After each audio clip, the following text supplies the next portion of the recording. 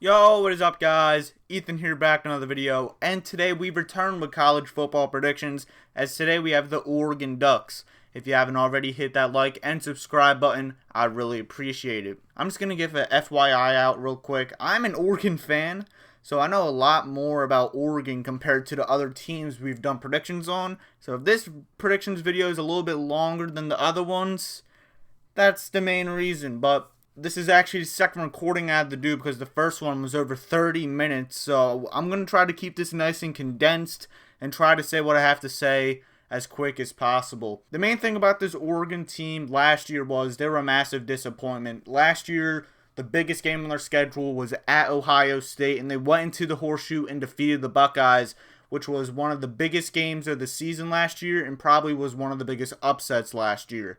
And after that win, Oregon was riding high until they went to Stanford and lost. And then we just got obliterated by Utah as we lost to them in Salt Lake City and in the Pac-12 championship game. And then, of course, we lost our final game to Oklahoma. But at that point, our head coach, Mario Cristobal, decided to leave the program to join the Miami Hurricanes. So, Oregon hired Dan Lanning, Georgia defensive coordinator, to become our head coach. And we have tons of co-offensive and defensive coordinators. We signed Florida State offensive coordinator and Kenny Dillingham, and Washington wide receiver coach and Junior Adams to be co-offensive coordinators. And then on the defensive side of the ball, we got Matt Plowlegen coming from Baylor.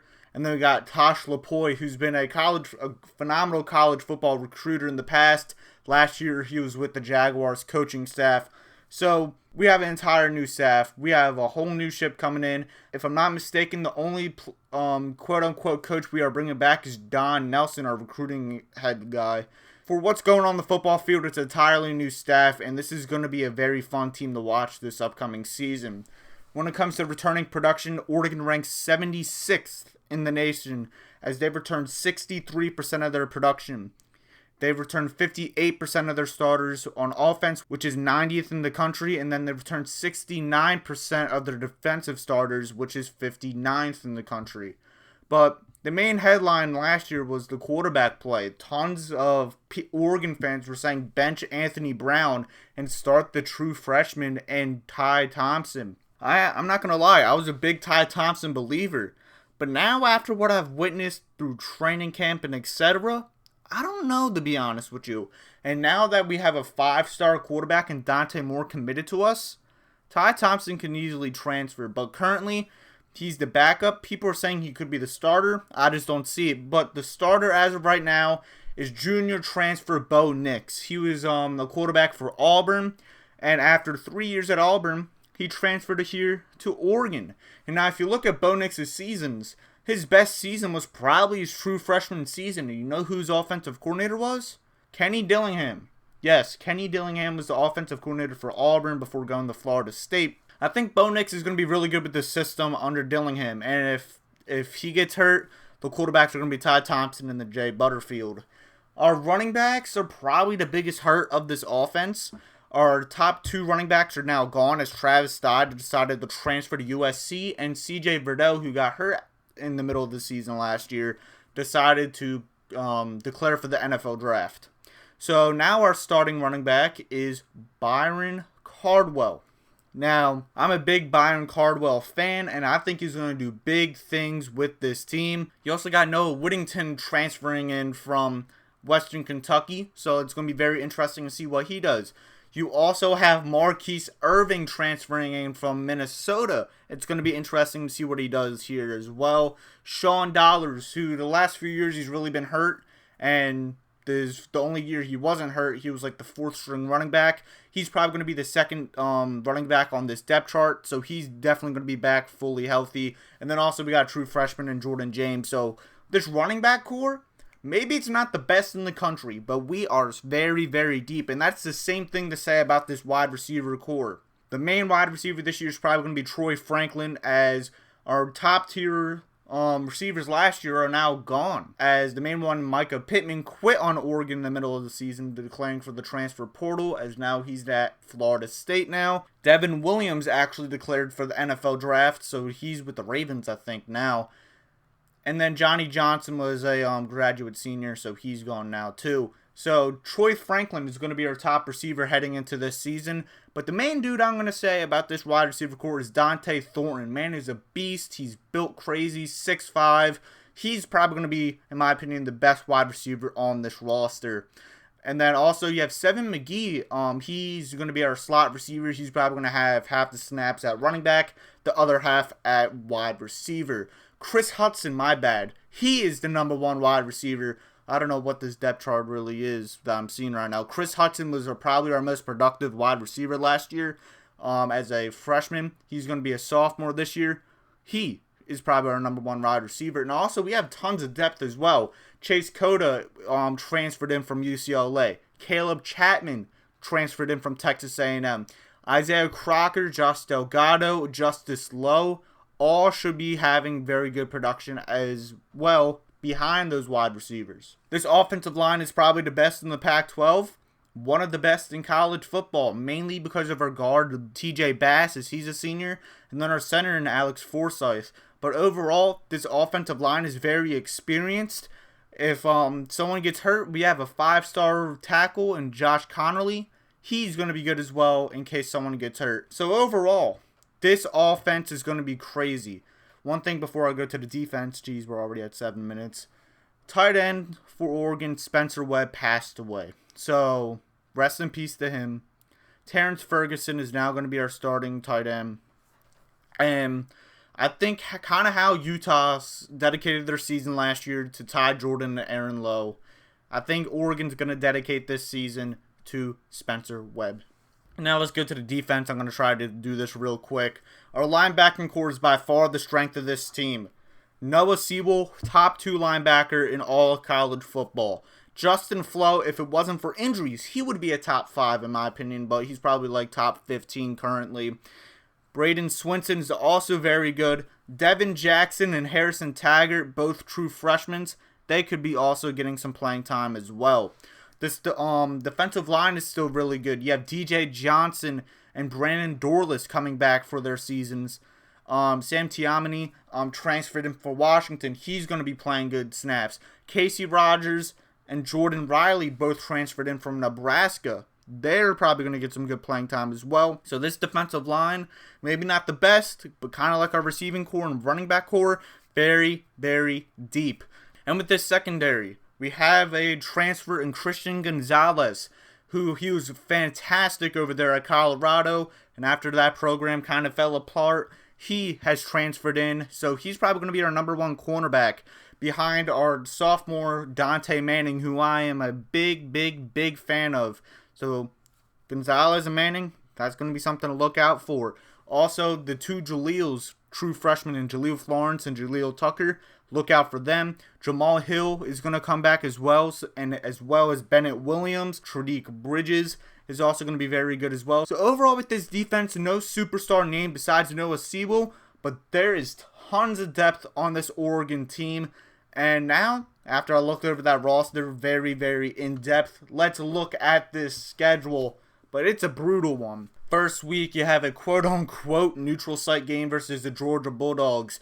And even though I am not a big fan of Georgia this year, Georgia's going to win this game. This is their first game back after winning the national championship. I would say take the points with Oregon in this one. It's going to be closer than people anticipate. But personally, I just don't see any way Georgia actually loses this game. Maybe close, but Georgia will pull this one out. Next game, it's an easy game, home versus Eastern Washington. That's going to be Oregon's first win of the season. That next game is home versus BYU. And man, oh man, this is going to be a great game. BYU returned so much production of last year, so many starters. They have a very experienced roster overall, and also a very experienced quarterback, which is going to be crucial, as Jaron Hall is basically like 26 or something at this point. This is one of those games where I would probably lean towards the home team. And in this instance, Oregon's the home team. Autzen Stadium's going to be crazy.